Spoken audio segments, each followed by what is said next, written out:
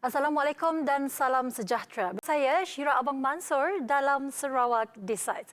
Sarawak Decides membawakan kepada anda pengenalan kepada kawasan-kawasan Dewan Undangan Negeri DUN di Sarawak.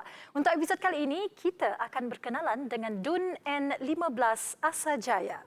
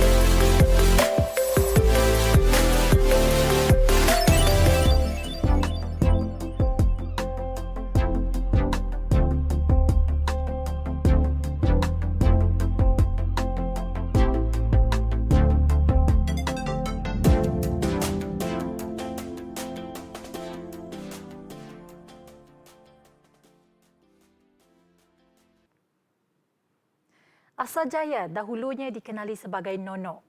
Kalau orang Sarawak tahulah apa maksud Nono itu. Tapi sekarang ia telah bertukar nama dan dikenali dengan nama Asajaya. Asajaya merupakan sebuah daerah kecil yang terletak di bawah pentadbiran bahagian Samarahan Sarawak. Sektor ekonominya terbagi kepada dua, iaitu pertanian dan perikanan. Kegiatan pertanian di DUN Asajaya kian rancak kerana tanahnya yang subur membolehkan penduduk di sini mengeluarkan pelbagai jenis hasil tani yang terdiri daripada sayur-sayuran dan buah-buahan segar. Bagi sektor perikanan pula, jualan hasil laut bagi penduduk di DUN Asajaya juga cukup menguntungkan kerana kebanyakan kampung di Asajaya terletak di persisiran laut.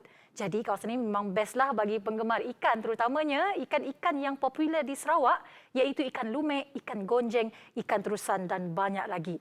Dan disebabkan Asajaya ini berada dalam lingkaran Bandaraya Kuching, ia menjadi antara pembekal sumber bahan mentah untuk kawasan bandaraya tersebut. Jadi, hasil-hasil tani, hasil-hasil laut boleh dihantar dan dipasarkan di Kuching. Ini menyumbang kepada pendapatan penduduk di sini, terutamanya yang mengusahakan aktiviti pertanian dan perikanan. Baik, beralih pula kepada sejarah pewujudan DUN Asajaya.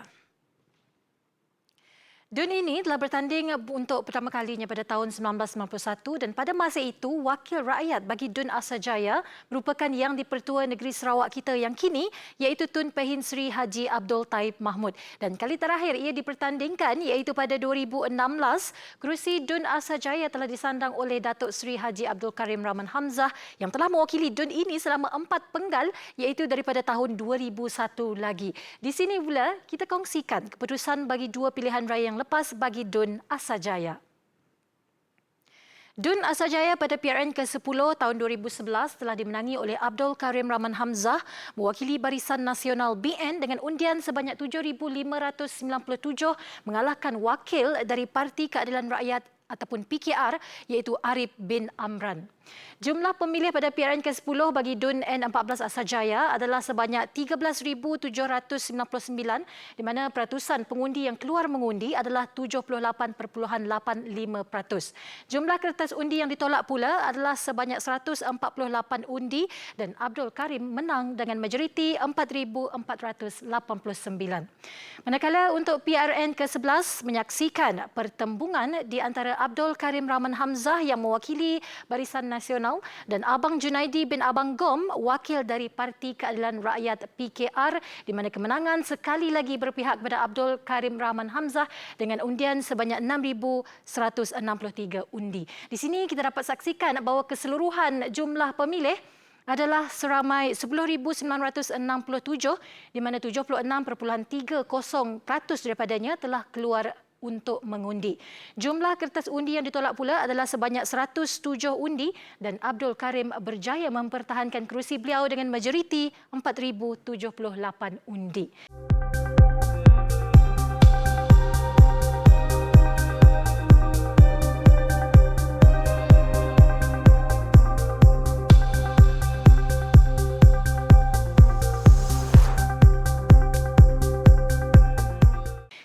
mengenai Datuk Seri Haji Abdul Karim Rahman Hamzah.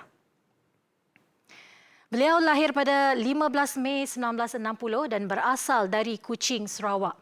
Beliau merupakan seorang peguam sebelum berkecimpung dalam arena politik dan mempunyai firma guaman beliau sendiri iaitu Hamzah and Ong Advocates. Selain memegang jawatan sebagai Adun Asajaya, beliau juga merupakan Menteri Pelancongan Kesenian dan Kebudayaan, Belia dan Sukan Negeri Sarawak dan memegang portfolio sebagai pengerusi Pertubuhan Belia Kebangsaan Bersatu Sarawak ataupun Saberkas. Datuk Seri Haji Abdul Karim Rahman Hamzah merupakan ahli Parti Pesaka Bumi Putera Bersatu PBB yang kini mewakili Gabungan Parti Sarawak GPS. Sebagai salah sebuah DUN yang terletak di kawasan luar bandar, DUN Asajaya juga tidak terlepas daripada mengalami isu bekalan air. Kerajaan Sarawak menerusi Jabatan Bekalan Air Luar Bandar ataupun JBAB telah memperuntukkan sebanyak RM462.23 juta bagi projek menambah baik infrastruktur dan sistem bekalan air di bahagian Semarahan sejak 2018 untuk menampung permintaan bekalan air yang semakin meningkat di kawasan Asajaya, Sadong Jaya, Sebangan dan kawasan sekitar. Projek-projek yang dijangka siap menjelang 2022 ini antaranya melibatkan kerja-kerja pembinaan saluran paip baru, pembinaan tangki aras tinggi, pembinaan stesen pam penggalak dan penggantian saluran paip lama. Setakat ini, sebanyak 12 projek telah selesai dilaksanakan dan berjaya menangani isu bekalan air di beberapa kawasan di Asajaya dan Sadong Jaya. Selain itu, kawasan Asajaya dan Samarahan yang mempunyai jaringan ban paling banyak di negeri ini telah diperuntukkan sebanyak RM500 juta untuk menaik taraf ban lama. Peruntukan ini adalah untuk mengatasi masalah mendapan di kawasan terbabit yang boleh menjejaskan kawasan kediaman penduduk dan aktiviti pertanian di sana. Juga sedang dalam progres kini dan bakal merancakkan pembangunan di DUN Asajaya ialah projek baik pulih dan naik taraf jalan di antara simpang Kampung Tambir ke Kampung Tambirat bernilai RM11.8 juta. Pelaksanaan projek jalan pesisir sepanjang 12.5 km ini telah bermula Februari 2020 dan dijangka siap dalam jangka masa 13 bulan. Pembinaan jalan pesisir ini dijangka akan memudahkan pergerakan serta urusan penduduk di kawasan Asajaya. Perkembangan lain yang dapat dilihat di kawasan Asajaya kini ialah pembinaan balai bomba dan kuartus bernilai RM6.5 juta. Balai bomba ini akan menggantikan bangunan yang kini beroperasi di tapak sementara bertempat di daerah Asajaya. Perkhidmatan bomba di Asajaya, projek ini telah mula dijalankan pada 25 November 2019 dan dijadualkan untuk siap pada 5 Mei 2021. Namun, projek ini mengalami kelewatan akibat pandemik COVID-19 yang melanda seluruh negara. Projek pembinaan ini merangkumi pembinaan seunit balai bomba beserta ruang jentera, seunit bangunan stor, bilik solat, kuartus kelas E dan kelas F, tempat letak kereta berbumbung, seunit substation Sarawak Energy, perkhidmatan dalaman dan kerja-kerja sekitar bangunan. Selain itu, 3 projek mega bakal dilaksanakan di Kampung Tambirat iaitu kampung terbesar di daerah Asajaya. Projek pertama yang kini sedang dalam pembinaan iaitu Pasar Baru Tambirat bernilai RM7 juta. Ia bakal menjadi pusat sehenti bagi pengunjung yang datang mencari jualan makanan laut mahupun juadah tradisional. Projek kedua dan bakal menarik kunjungan orang ramai ialah pembinaan tebingan Sungai Tambirat dengan peruntukan sebanyak RM21 juta. Tebingan sungai ini akan dilengkapi astaka bagi memudahkan penganjuran sukan air popular di daerah ini iaitu Regata Samarahan. Manakala projek ketiga yang dibina serentak dengan tebingan sungai ini ialah projek menahan hakisan di Kampung Tambirat. Benteng sepanjang 950 meter ini bukan sahaja dapat mengatasi masalah hakisan tebing sungai, malah menjadi nilai tambah kepada projek tebingan sungai kelak. Ketiga-tiga projek ini berjumlah RM73 juta untuk manfaat masyarakat di DUN Asajaya. DUN Asajaya seperti yang semua sedia maklum memang terkenal dengan hasil lautnya terutamanya ambal yang turut dijual di Pasar Tambirat yang sedia ada sekarang ini. Untuk pengetahuan anda, Asajaya merupakan pengeluar utama bagi ambal.